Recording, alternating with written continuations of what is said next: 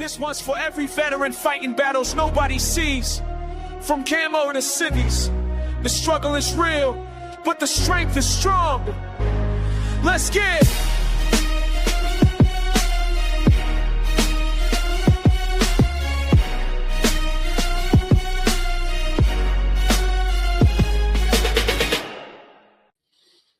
What's good? What's going on, wonderful people? So today is a very special day. My name is Paul, also known as PR to some people, and welcome to Camo to Civvies. This is the first episode of many installments. I want to bring light to what people may not see when a military member comes out from being in the military, whether it's Air Force, Marines, Army, Navy, doesn't matter.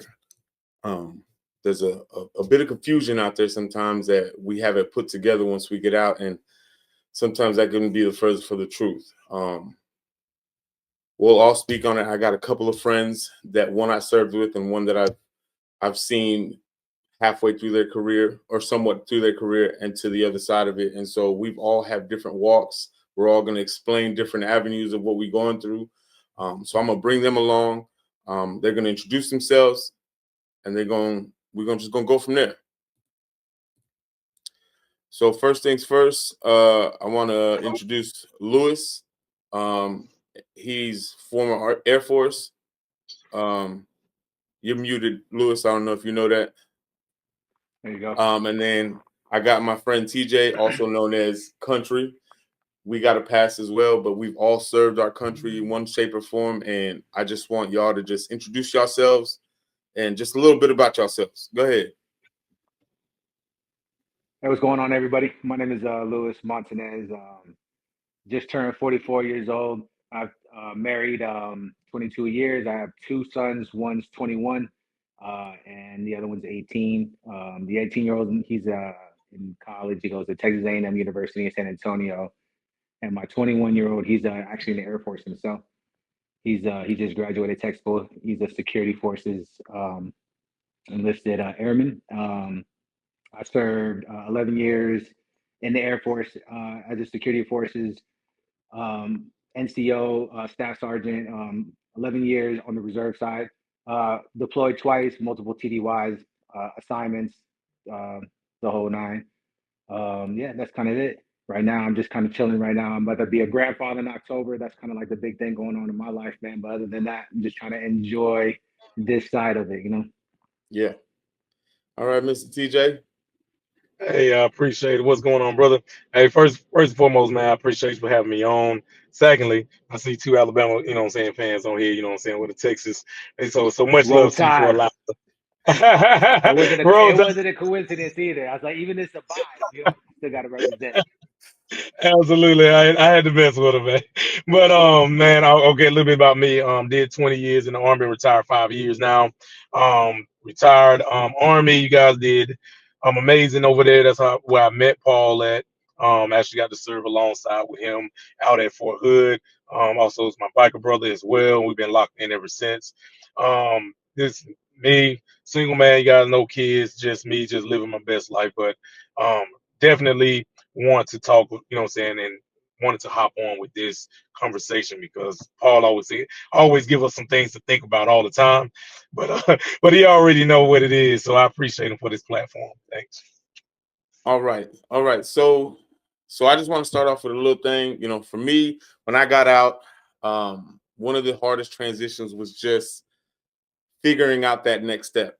I got out after 4.5 years, so I didn't do as long, but still, I feel like 5 years, 10 years, 20 years, I still think that transition can be somewhat hard depending on, what setup you have. And I feel like some of my NCOs when I was in, they set me up, and others just let me just walk out with any type of understanding of what's out there. So I guess my first questions for each of you guys is, what's that invisible struggle, like that emotional or psychological transition that hit you the most, going from knowing that this was your job and now you're on this other side of the fence? And for you, TJ, you did it for 20 years. Lewis, you did it for 11. That's not no walk in the park. Like, that's that's time. So it's like, how was that transition for you guys? For me, it was scary, bro. I ain't gonna even lie to you. I won't lie to anybody. It was scary because you got to think we was getting um everything was done for us, right? We was told what to do, when to do it, and the time, right? So doing that for 20 years straight is almost like having that parent once again, you know what I'm saying, over you all the time, even though sometimes we didn't want to have them, you know what I'm saying, Right. telling us what to do, but nonetheless we became accustomed to it, right? And sorry, my voice is cracking, but it was definitely a scary moment, and I'm thankful. The thing that I would tell everybody: make sure you take you know what I'm saying, that year that you're supposed to get before you get out. Take that time for yourself. You know what I'm saying? It is definitely given for you, to take that time, and I did that, and I'm glad that I did. I actually took the 2 years, 2 years to start with mine. You know what I'm saying? Being an NCO or E7, I was E7 when I retired. People will say, well, I had a little bit more leniency.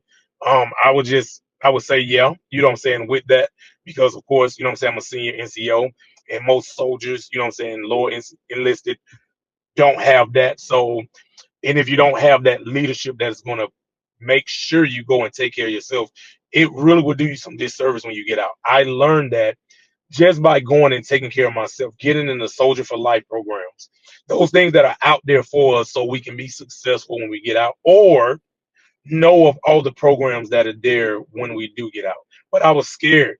I was scared. For one, when they was talking to us at that Soldier for Life and they was putting it in perspective of all of the things that we had to do, that we that I would have to do on my own, that I wasn't ready to do yet. That's a And I was terrifying feeling. Oh my gosh, man. I actually had to do it twice. I did that week long Soldier for Life program for it twice. I did it the first time and I was scared. I don't know if I can curse on here, but I was scared shitless. What you Right. wanna? And so of course I was like, I'm going back. I want to take it again because it was too much to absorb at one time. And I was like, I don't even know if I want to retire now. I literally was thinking that, like, I don't even know if I want to retire now, like, but I don't want to be in past 20. So I need to figure this out. So I went back the second time. I had the notes from the first time, and I was able to calm myself down Right. and really soak it all in and really take more notes that really helped me see it. So going multiple times helped me. Going that one time and thinking that's all you need is that one time, you guys, I'm telling you, absolutely not. And a lot of soldiers are not getting that. They're being told they can only go once. No, it's you can go as many times as you need. And see, when did you get out? When did you retire? And I retired right before the pandemic, See, 2020. I got out in 2010, and so Yeah, I was not given these yeah, necessities or advantages as a E4, as a lower enlisted, you know. yep. And I can So believe that. and so if I was ill prepared as an E4 and you as an Right, E7, a right, sergeant first class in the military, and you felt right. like this is overwhelming, like Absolutely. to show you that it doesn't matter what rank you were in, there's still some sense of like this is this is overwhelming. It's overwhelming. It really was. It really What was, man. And what I about you, think, Lewis? yeah, I can only imagine for you, as you know what I'm saying, in 2010. What about you, Lewis? What was your big old your fear factor? Yeah, I think my point of view or my experiences is obviously different because I was a reservist, so a traditional reservist. But at the same time, I had gotten my military experience, throughout my 11 years. But then on the civilian side, I had it. I actually already had it laid out. Paul knows me. In my civilian life, I was an ops manager for one of the largest hospitals in Texas. Okay. I think I had at the time like 25 employees direct. Probably had like 50 employees indirect. I was doing very well and very successful career wise. Family was doing great. My struggle was with the way that my military career ended. I got injured on my last deployment. I had a very, very super dope TDY set up. As soon as we got back, I was going to get about 30 days of leave, and then we were going to go right back on the bird and head out. And it was going to be a super cool assignment. I also had just finished um, everything on my checklist to promote to Techstars. Um, I was doing well in my military career as well. So then I got injured. It was one of those things where I hurt my back, and it was like, I deal with it later. I deal with it later. And then when I came, when you come back, you in process back in your base. Part of that is you get your physical, and of course, I had one doctor that, obviously in hindsight 2020, I thank God that he looked out for me now, because I was injured and I had to get looked at. I had to get treated. I had to heal and all that kind of stuff. But at the time, he noticed that I had got injured on my deployment, and he said, "Hey, you're not clear for this TDY. You're gonna need to get seen by a specialist." Blah blah blah blah blah. That turned into, I got kicked off my TDY to, they held my promotion to, all of a sudden you need surgery now. I wasn't expecting any of this stuff. I was literally coming back. My goal was, or my plan was, come back. I'm taking my family to Disney World. I'm going to promote as soon as we get back on from vacation. I'm moving forward with my life. My son's graduating from high school. Like, this is like great. Everything's working. And then boom, this injury just like totally threw a wrench in my plans. And so, then of course, 6 months turns into 1 year, 1 year turns into 2 years. Now one surgery turns into two surgeries. Two surgeries turns into, yeah, you definitely can't re-enlist anymore. Now I'm dealing with my whole, even to this day, I'm still dealing with my whole medical retirement. So that turns into regret, turns into, to for me, unfinished business, man. It will eat at me to the day that God calls me home. So that unfinished business, of not being able to obtain what's rightfully mine as far as my promotion, and just, I had a lot to give as well. I had a lot to give younger airmen. I love the Air Force. I love the military. I love serving airmen, and I had a lot to give. So the way I went out, it's just like an athlete. You don't want to go out on a broken leg. You want to go out, on the On way your you want to terms. go out. You want to plan your date. You want to plan the way you walk out, the whole nine. So yeah, that's the biggest thing that I, even to this day, I regret it, because I'll speak to guys and I don't even know how to. Even to this day, I don't know how to title myself. Paul will say, "Hey man, my friend's a retired Air Force guy," and I'll say, "No, I'm not retired, because it's not on paper yet." Then I'll get older guys that will smack me in the back of my head and say, "Hey, you're retired, homie. You did your Yeah, time. You Exactly. you took care of your business. You're still working on this, but it is what it is." And so, yeah, that's my struggle, bro. That's my struggle. I think for me, one of my biggest things when I got out was, one, because I only did my first contract, and it's not that I didn't want to reenlist. I had every intention to reenlist, but it just, medically, it just didn't work out. And so after I realized that it just wasn't going to happen, like reenlistment was just out of the picture, I just mentally checked out. And I think that kind of hurt me, because I checked out not only from the military, but I checked out from my unit and majority of the people there. And I kind of hindered myself because I didn't trust most of my leadership. And so that would Leadership. be my, I felt like I was getting set up for failure towards the last 8 months. So it's like I kind of distanced myself. And so with you guys being senior NCOs, and watching some of your soldiers probably, get out, or, whatever the case may be, what are those experiences, you being the leader, helping your soldiers? How did that help you yourself, if it even helped? Like, what did you do to help your, I guess, your lower enlisted soldiers embrace that change that's about to hit them in the face? So when I had Laura enlisted, that was getting ready, that was just wanting to do their one term.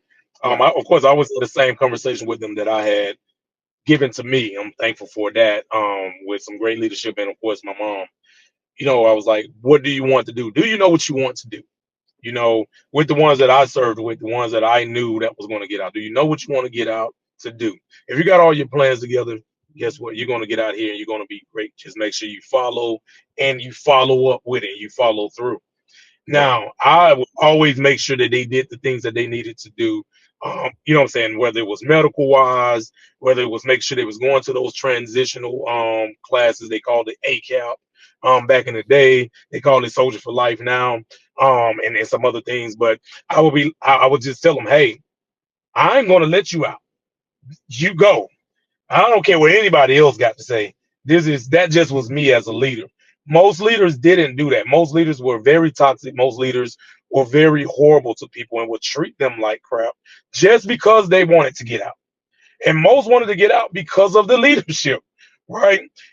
So I would definitely was the one. I was definitely the one that always took up for my soldiers. Always would, go to bat for them for ignorant stuff, and didn't mind taking the heat because nobody would never try me. But at the same time, and I'm thankful for that too. But at the same time, when it came to soldiers telling me, "Hey, I'm about to get out," okay, cool. What do you got? And what are your plans? What are you planning to do? All right, cool. You got any certifications? All right, you need to be buckling down to get those. Did you even get your at least associate's degree before you decide to get out? All right, we need to start you working on that. All right, are you working on your medical stuff? Have you been to sick call and things like that so you can start working on getting your VA stuff? Because all of those things is things we need to think about. Because me, that's my whole thing. The whole time I was in the military, yo, when I get out, I told them I'm getting 100%. I don't care what nobody say. I'm getting out and I'm getting 100%. You better believe I'm going to get it. You know what I'm saying? And at the same time, I was like, hey, I'm retiring at 20. I don't want to do anything over 20. At first, I only want to do my 4 years. I joined for 4 years. But when I got the information from other NCOs and then, of course, my mom, what you going to do? I was like, oh, shoot, I ain't got nothing planned. I didn't do no college. That's a When I had, valid question, though. I had freaking, what do they call it? The college program that they had in there. They was giving us money to go to school. I was like, I didn't take advantage of that. You know what I'm saying? It was just so much. I was like, oh man, get no certifications. Oh man, I got to get my itch together, right? So that's what made me go back and say, okay, I'm gonna do a couple more years, and then a couple of years turned it, and once it hit 10 years, then of course. But I do understand with yours, Lou, that you had an unfortunate incident that happened, right? A lot of people, you know what I'm saying, don't, because it could happen to anybody. In a blink of an eye, anything can happen to It's gone. anybody. That could really derail their whole mental of what they wanted for themselves, Yeah. right? I'm sure you wanted to do all of your years and you get, to get your rank. I'm sure. Same thing with me. But things happen, right? But my thing is what I saw with so many people, I didn't see things happen. I saw them just wanted to check out because of leadership. That was And that was my thing. When yeah. you saw we were at the I same unit. know it. I worked, yeah. And I was there. So it was definitely Majority of those senior NCOs, and we're not going to name the unit, but we both know that majority of the NCOs in that unit were super toxic, real 80%. they egos was way up here and didn't Yep. realize how unfortunate their actions were to make the On morale of the whole company just yeah, bad.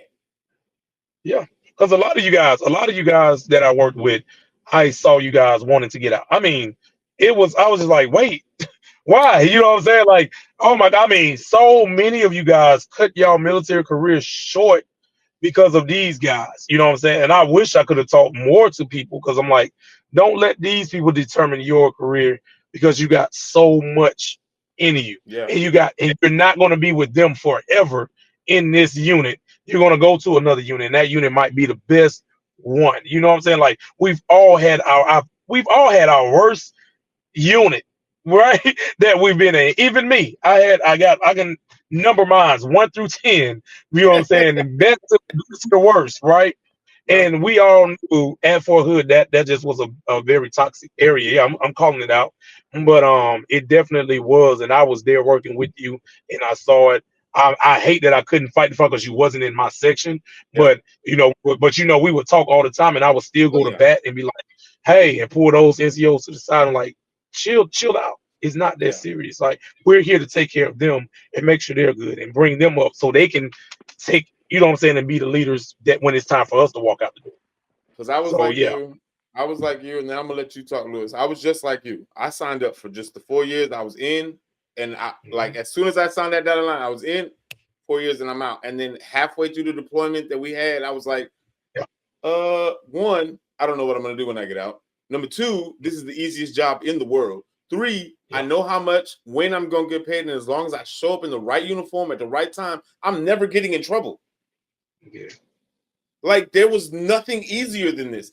Did it have its moments? Of course. What job on this planet doesn't have its cons in it? But for the most part, I had everything was checked off on the list: medical, dental, paid, promotions, progression, certifications, school, like everything was there for you, easy to access. However, I just didn't have the right NCOs to guide me to the right spots. So that's Lewis, all fact. You did 11 years. I'm sure you had people under you that you just, that you guided. Like, what was that like for you on that side as an Air Force? Yeah, man. So I think for me, what's cool about my perspective as an NCO was like as I had airmen, I also was raising two sons that were around the same age as my airmen, maybe 2 to 3 years younger. So like my 21-year-old now at the time when he was like 17, 18, my airmen were 21, and they coincidentally they would come over the house at barbecue. They hang out with me, but they hang out with my kids playing PS5 and stuff like that. So the way I spoke to my sons, obviously, the way that they reacted to me, um, I just transfer that to my airmen. I treated them like my my kids. And I don't say that as a disrespect or a look down on, but I truly cared for them as my That's it. children. Like, what happened to them outside of the uniform mattered to me. What their kids' names mattered to me. That's good. Their birthdays, those things mattered to me, those personal things. And so the way I would, the advice that I would give them would be the same advice that I would give my kids. So one of the main things that I would try to tell my airmen as they were getting out, especially on the reserve side, because you're doing 6 years minimum, and then of course you can either enlist, you can re-enlist, or you can extend those kind of things. And so they're pushing the same way that they're pushing on the active side, and so I don't go back. I don't try to lean left or right, right? Like I try to stay out of I think you should do this, I think you should do that. Mainly because at the end of the day, if the decision is a bad decision, you can't point your fingers at me. But I try to give them the pros and the cons of both sides. But if they're planning on getting out, one of the main things that I tell them to do is have seasons. So, for example, if you want to be a bum because you don't know what you want to do when you get out, that's okay, man. You want to be listen, man, you put up with a whole bunch of stuff. You did your time. You might need time to unwind, to really process how long you served, that time in your life, to actually sit back and process. So if you want to sit back and be a bum for a while, set a time though, because obviously you need to move forward with your life. So like, for example, Paul, you were one of my group. I was like, hey, I'm quitting my civilian job. When I get out of the military, I'm quitting my civilian job as well. And for a year, all I want to do is travel. I want to travel the world, man. So at least one, as much as I can afford it, obviously, right? I wasn't trying to go broke traveling, right? But like, I was going to travel, man, and just really just try to just, as corny as it sounds, find myself, just reconnect with myself, just trying to process how I've gone through in the last 2 years, just from, going from the successful career in the military to now I've gotten 8 surgeries in like 5 years. Within 5 years, my body's different, my mind is different. My whole life is changing from, a wife and two kids to me and my wife, and my boys are out in the world now, and I'm about to be a grandfather. It's weird, so like I'm still like trying to understand all this stuff. And so, but at the same time, I can't stay in this mindset, because obviously this is where things like depression and those things can kind of creep in. So I got to set goals. So I'm telling my airmen, hey, set seasons. Set a season where you're going to be a bum and just treat yourself, be selfish. But then what's the next step? What are you doing to better yourself in the civilian world, right? You already have all the tools and the experience and the skills from that the military gave you, because I promise you, you can be inexperienced in something, but because you have that military mindset to be successful, you're going to be a successful employee as long as you put your mind to it. So you got to set those plans, just like Sarin was saying. So yeah, man, those same things, and then just at the same time, just saying, don't seclude yourself. So, even to this day, I've been out for what, a year, 2 years now, and I still try to reach out to my airmen. We still connect on some level, whether it's face to face, hanging out, or through social media or chatting or that kind of stuff, and just letting them know that, hey, you're still part of that community. Still come back for advice. Still come back to give advice to the ones that are behind you, because now you're not a newbie no more. Now you're a vet. So, and then just kind of keeping that circle going. I think for one thing, especially because I worked with TJ for as long as we did, and then even after I got out, we were on the motorcycle scene for years.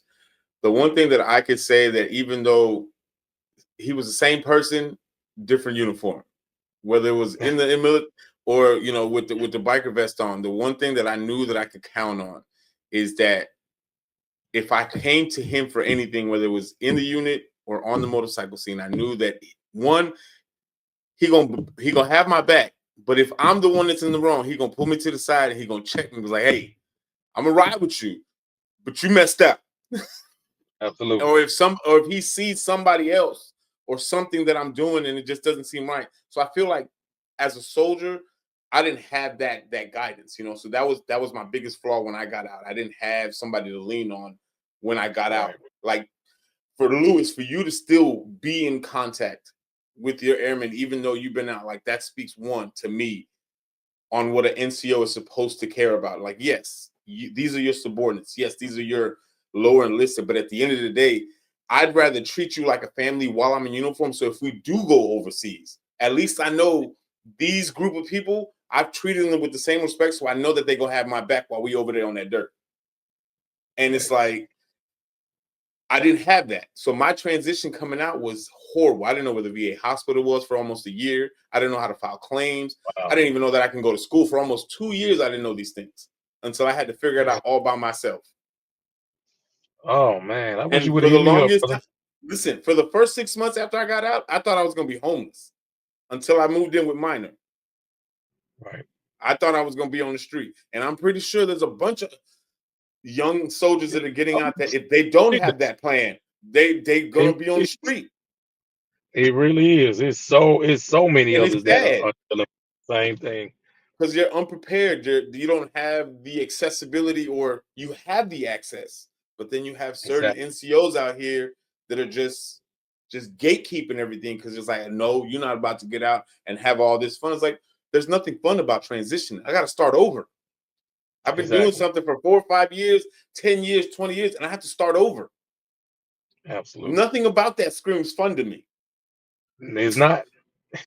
It is not, man. And the crazy thing is, and you know what I'm saying, just hearing your story is countless other troops, you know what I'm saying, in all branches across the board that are going through that, you know what I'm saying, because they didn't have the luxury of having great NCOs like myself and Lou, you know what I'm saying, doing those things to make sure that they was going to be good, rather giving them sound advice or pointing them in the direction of things that they needed, you know what I'm saying, to do that. 'Cause like I said, me and you wasn't in the same section, but we we knew each other, you know what I'm saying, on the Yeah. bike scene. We know how we became tight. And I wish, you know what I'm saying, we would have talked a little bit more, because I would have definitely made sure, you know what I'm saying, you was taken care of. And but the thing is, a lot of troops got out and didn't have that. They didn't even get to go to a camp. You know what I'm saying? And I was just like, man, do you know how much they are losing out on? They're losing out on so much information that is out there for them Yeah. to be able to step and transition. It's going to still be hard, but be able to transition a little bit easier than not knowing. When you don't know, that transition is horrible. When you don't get access to all the resources that are out there for you, you go so long with so Like, little of benefits that you have, and that's sad, you know what I'm saying, but and it's still going on even to this day, yeah. I've because been out because 15 years and I'm still finding out stuff that I didn't know yeah, about. And it's been yeah, 15 years. yeah.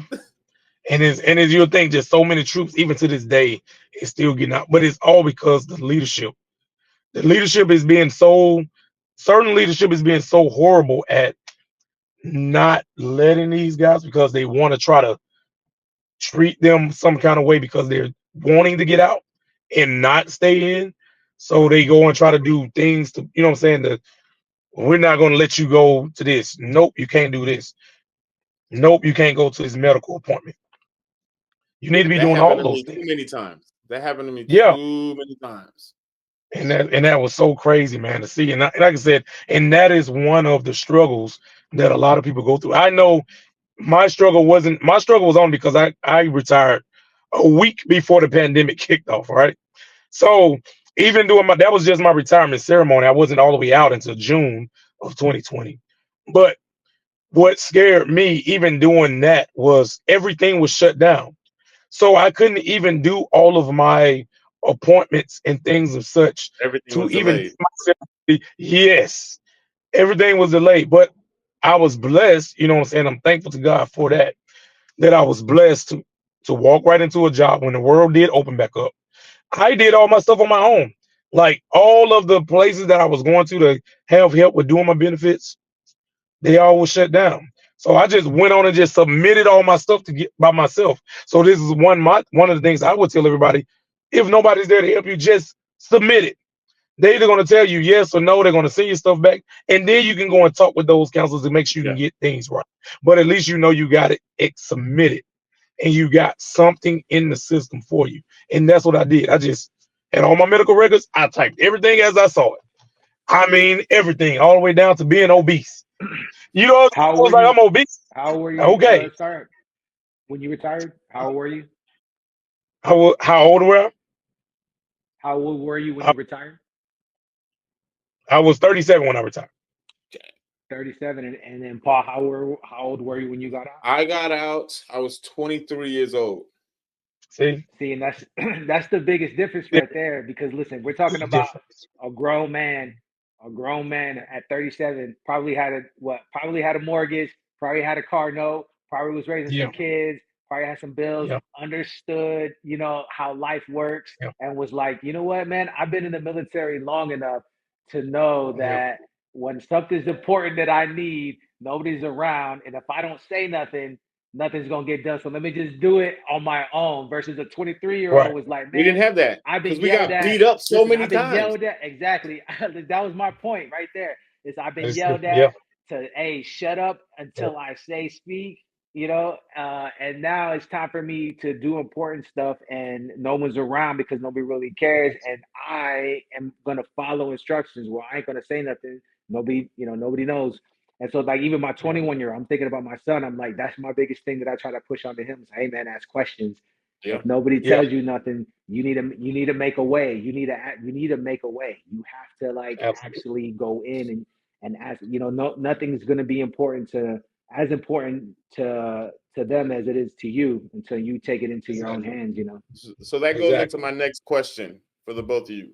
If there's one piece of advice right now, if for anybody that's listening, anybody that's watching this at any point in time, watching these clips that we're going to get out of this, if you can give one advice to any military personnel that's on their way out, what would that advice be? You got it, Lou. Or you want me to go first? So I You would can say, get it, sir. Go for it. okay. I mean, for me, I would say, don't take no for the final answer. My advice would be, make sure you take care of you.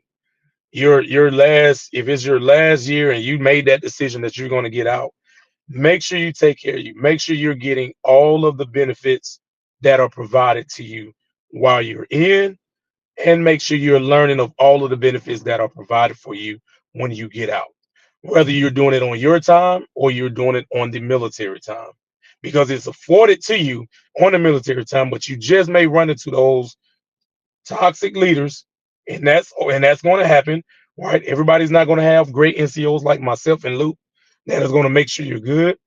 But I'm going to tell you, it is definitely on you to make sure you take care of you.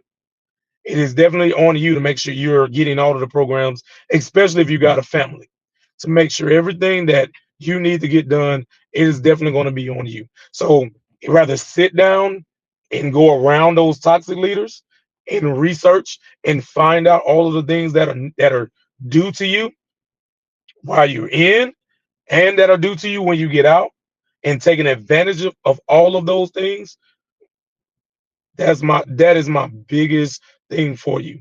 My biggest advice to you is to make sure you take care of you, because guess what? When you get out, they're going to close that door, It's over. and it's going to be hard for you to try to go back and grab some of those benefits while you was in that you had while you was in, or get the things or the information. Because sometimes when they close that door on you and you're out, they don't even want to provide you no information either. Say hurry So up and wait. unless you get around someone that is willing to give you that. So make sure you're doing all of the research. It might be some sleepless nights, it might be some tiresome days, but make sure you're taking care of you to where when you walk out that door, you're not regretting your decision, and you're not missing out on all of your benefits that are due to you for you doing your time. That's all I would say. What about you, Mr. Lewis? I think I'm about to say the most dad thing ever, man. But I you can know, only like imagine. you know, like I love to, you know me, man. I love to grill. I love to like smoke meat, you know, ribs and steaks and the whole nine, man. And the best way, you know, at the end of the day, when people are like, man, hey, you killed it this weekend.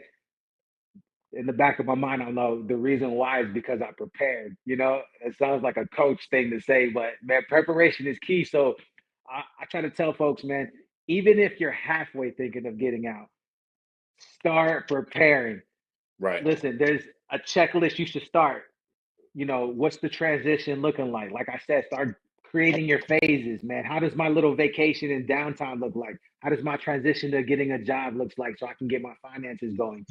That's one, you know, Yes. that's one category. The next category to me is VA stuff, right? And I try to harp on this like as this is my son, right? Like he's literally transitioning from tech school going into his first duty station, and I'm like, listen, man, anytime you go to the hospital and you get hurt, as soon as before you walk out the hospital, I you need ask copies. for those medical notes, man, and you stack it up and you give it to your wife because your wife is gonna hold you down more than anybody else in this world. So go ahead and give it to her so she can go ahead and tuck it away with all the other stuff that she saves because in 20 years you're not thinking about all this stuff and then you're like, oh, let me go ahead and request a copy. But then, of course, what happens? Oh, well, this is not there. What about this appointment? What about this X-ray? I don't see all this stuff.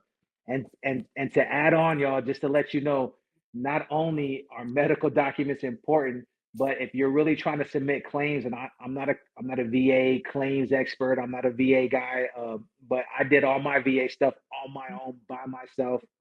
What helped me was obviously I was you know, I was being like an ops manager, administrative, work on at a hospital. You know, paperwork is something that although I hate it, I'm good at it. So you know, hours and hours and hours of doing my own paperwork and my own claims.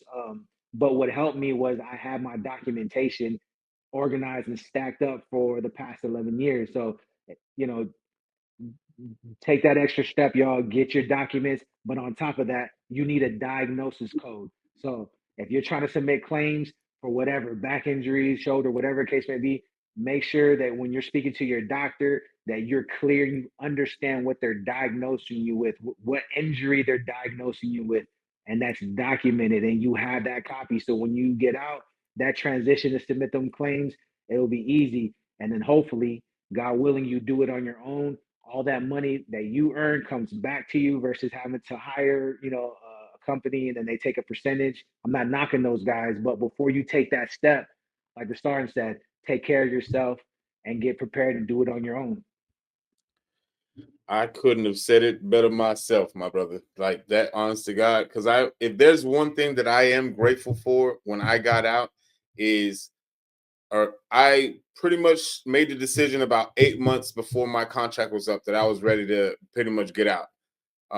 Some people told me that I started too late, and I'm like, listen, because I had no intentions of getting out, so I had a late start. But the one thing I made sure that I had, like you said, Lewis, is I made sure I had all my medical documentation because I did all my VA appointments while I was still in. So by the time my ETS day hit, that very next day on the 1st of August, my checks were hitting like I didn't miss a step. Because the one thing that will stick to my brain to the day that I die, until Jesus come back and take me away, my squad leader told me, like, hey, the Army took everything they wanted out of you. It's your turn to take everything you want out of them. And so to this day, 15 years later, I will milk the government for everything that they got because they took everything they had out of me. So listen, whoever's listening to this, take that for whatever you want. But at the end of the day, the facts are facts. I gave my body up. I messed up. Whether I did 5 years, 10 years, 20 years, I still gave my body up for this country, and I earned everything that I got to this day. You sure did. So anybody that's getting out, if anybody tries to intimidate you, saying that, hey, you only did 4 years, you don't deserve this, you can tell them, go play in traffic. There you go. Big fact. I don't care if you did a year, 2 years, you served. I don't care if you did 2 weeks, 2 months. I know some people that got in basic and they got hurt because of the wear and tear on their body. Their body wasn't used to that physical stress that went on your body. People are not understanding that. You're, as a civilian, you're not having to get up at these times of the day to get out here and put stress on your body, to be sleep deprived. You know what I'm saying? It just was so much that we was putting onto ourselves. So like I said, I don't care how long you did. My thing is, you served. You made the decision. You served. You signed that contract. Guess what? Every benefit that is owed to somebody that retired at 20 years should be offered and owed to you as well. And so our only difference is we retire at 20, we get a pension. You know what I'm saying? That's all. That is the only difference. But that don't But mean the as for VA everything benefits else, that you you get and I went get may through be different. exactly. Some people got hurt more than me. I mean, surgeries that I only had my first back surgery when I was already retired. You know what I'm saying? Of course, I had a couple of, you know what I'm saying, knee injuries and things and such like that. But so many people had more surgeries than that while they were serving and then have no choice. Like you said, they have no choice but to get out. So you're telling me they're not deserving of their benefits all because they got worn and tore out and their ligaments and their body couldn't take the strain that was put on them and they was forced. They didn't want to, but they were forced because the military standards or whatever it was going on said, hey, you can't perform, you know what I'm saying, or do your duty. You have to get out. Okay, so does that mean you're not due? Absolutely not. You are And for some 100% due. people, like myself, I can't speak for Yeah, everybody else, but like even for myself, it's somewhat like with Lewis. For me, yeah, my injuries didn't start to surface to their terribleness till yeah. after I got out. After. Yep. Everything started to break down for me after I got out. And some people fail to realize that. Some civilians, like, I don't know how many times I've been told, well, you don't look disabled. I'm like, do you want me to show you? Oh my I can gosh, that show right there you. gets on my nerves, man. Because You don't look disabled. Okay, what does disabled look like? So I'm like, I want to say, number one, for whoever is getting out, please, please, please, I just want to just echo what Lewis and TJ said. Prepare yourself. Get things in order. Get things checked out. Make sure you have a timeline of what it is that you're trying to achieve when you get out, whether it's in a year, 2 years, whatever the case may be. Just be prepared. I want to thank you guys for coming on today. Like, y'all gave a lot of insight, and I appreciate y'all. This is going to be the one of many. It's not going to be a every Sunday, every Saturday, every month thing, but just know that these guys will be called on again. I'm going to mix it up every now and then, but these are conversations that people need to hear because these are the conversations that people don't hear based off of what they hear on social media or the mainstream media. What you see on there is not always accurate. What you think you know, if you haven't served or haven't been a spouse of somebody that served, you don't understand the struggles of what we go through on a day-to-day basis in and out of the military. So again, TJ, Lewis, I appreciate you guys. Is there any closing statements that you would like to say before we close it out today? I appreciate you, brother, man. I don't have too much to say, but thank you for allow me to come on and just give a little insight of my experience in and out, transitioning and understanding it is a struggle. Like I said, I'll just say just being prepared, you know what I'm saying, for all of the craziness be prepared for all of the people that want to say you're not deserving of your, you know what I'm saying, your disabled veteran tag and all of that, you know, and just know that you did something that most would not even think to do. You made a step, you know what I'm saying, to either change your life or your family life. And guess what? You're owed all of those things for you making that decision. So thanks, bro, for the platform, man. Go ahead, Lewis. Yeah, I would just end it with, man, like if you know, if you're one that has crappy NCOs or crappy leadership, you know, my advice is to use find somebody. Like if you have no one that in your leadership that you can trust, I promise you there's an unk somewhere that has a little Yeah. rank on his chest that Yeah. sees himself in you, you know, 10 years back, and that will look out for you. I promise you, man, there's good NCOs out there that will look out for you, man. So you may need to find them, but that's on you to go look for them. And other than that, man, yeah, Paul, appreciate the platform, man, and the invite. And you know, there's always a place for veterans, you know, to get help, man. So you're never, whatever experience or whatever you're going through, you're not the only one. You know, there's a community out there. Well, ladies and gentlemen, that's the first episode of Camo Civvies. We'll see y'all next time. Appreciate you, brother. This one's for every veteran fighting battles nobody sees. From Camo to Civvies, the struggle is real, but the strength is strong. Let's get